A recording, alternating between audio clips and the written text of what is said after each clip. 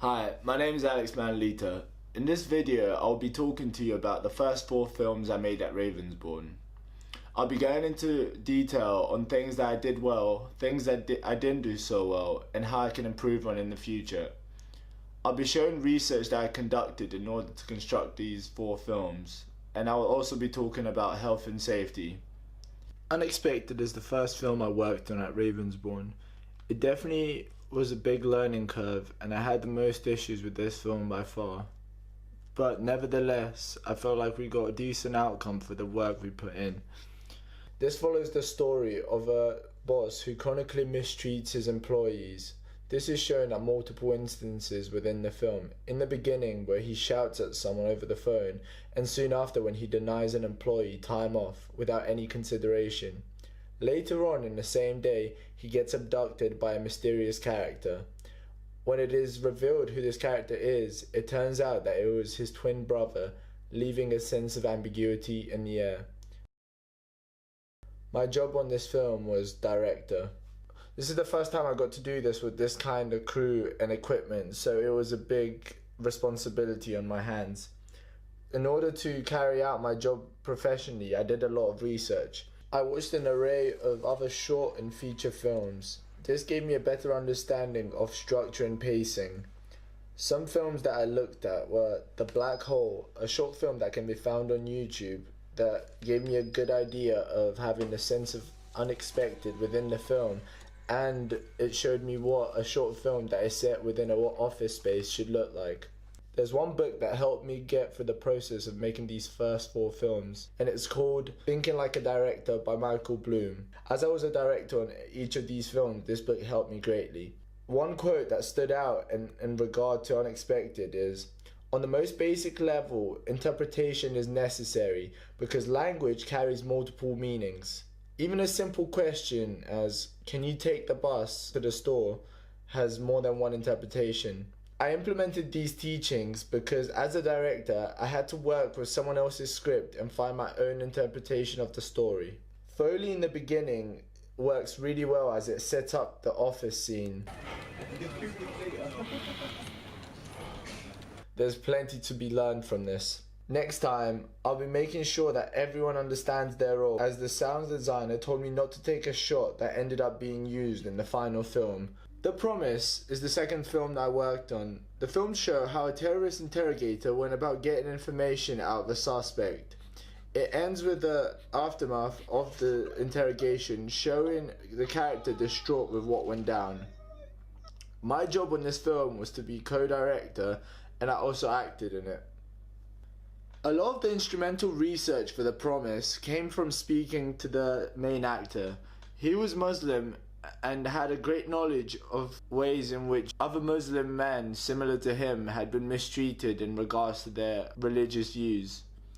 A quote from Thinking Like a Director that worked well with this piece is, "To construct entire worlds and conduct so many elements, you must have an understanding for the actor's craft." This is in relation to the director's role on a film. By immersing myself in the story as an actor, I learned more about the kind of advice I need to give from a directorial point of view. I learned that the actor shouldn't be put under unnecessary pressure because it might show in their performance.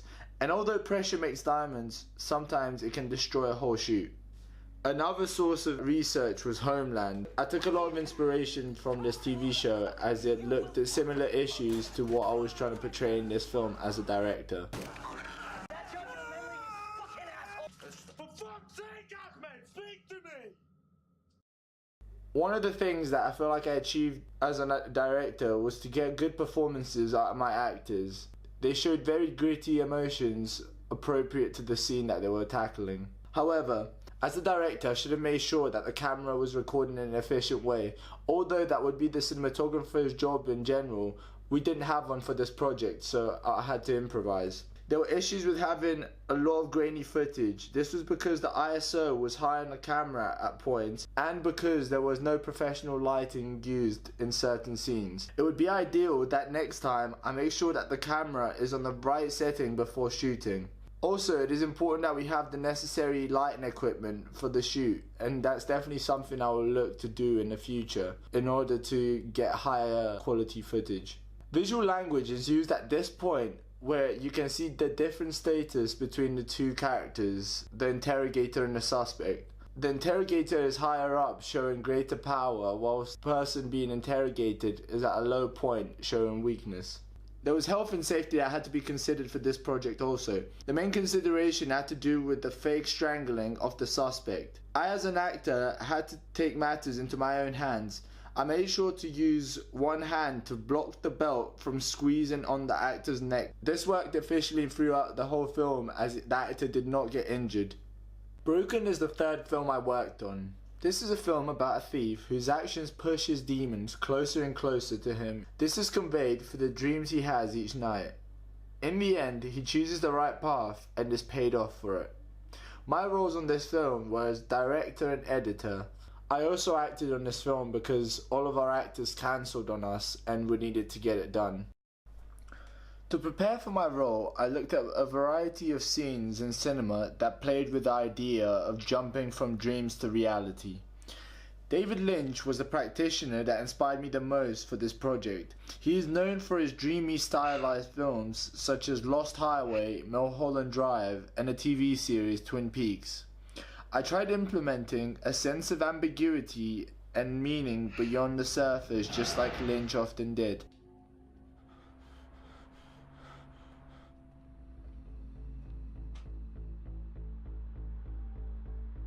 There were things that I did well with my roles as a director and editor, and some things that I would have done different. To start with, the editing worked in tune with the music to create tension effectively at this point of the film. However, there's parts, for example here and here, where there's an obvious change in color grading, something I should have spotted as the editor. Next time, as an editor, I'll be more thorough when looking over the film I just put together. It was tough acting, directing, and handling the camera at times. Therefore, I know that I'll definitely need a bigger crew for such a project in the future. Visual language was shown for the shoebox scenes, where it showed the extent at which the protagonist was stealing. Only parts of this film that had any health and safety considerations were the ones in which I was on a skateboard. In order for me to not get injured, I made sure to pace myself and not try anything too crazy, because if I got injured, that would postpone the shooting. Inverted is the fourth and final film I worked on in this term. This is the first time that I wasn't a director, and I was actually a screenwriter. This film portrays a self-questioning protagonist that's gazing into a mirror. However, the reflection isn't conventional, and it shows the character looking away, keeping his face masked. Once again, my role in this film was as scriptwriter. As it was just one shot, I had to plan out the character's monologue.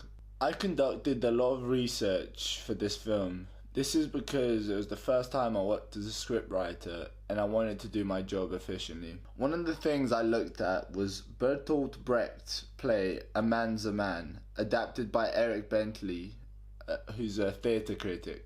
This play also had a character questioning their self-being. This worked well with what we were trying to do for ourselves, so I looked at some of the text from the book and implemented it into the final script of the film. The writings from the play were quite philosophical, therefore I went for a similar vibe in the film. Another form of research that we did was to look at a painting called Not to be Reproduced from 1937 by painter René Magritte. He's a Belgian surrealist. This painting shows British poet Edward James from behind gazing into a mirror, his reflection appearing the same as our characters in the film. This was a great inspiration for the film as it set out the aesthetic of what we wanted to work with. Personally, I believe that I achieved what I set out to do through my writing, which was to make the character timeless and not set to a specific era, therefore making him appealing to a wider audience in terms of age. The voiceover did not match the character's lips at the end. Next time, it will be necessary to have a script before first day of shooting so that the same problems are not encountered again.